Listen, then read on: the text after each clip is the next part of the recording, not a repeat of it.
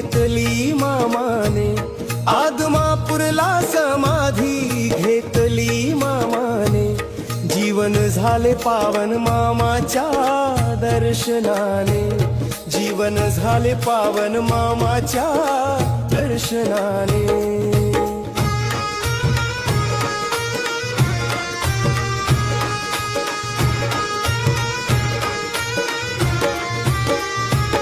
वाट पाहतो मी दर्शन मामाचे घडणार, वाट पाहतो मी दर्शन मामाचे घडणार, मामाच्या मंदिरात सारे भक्त येणार।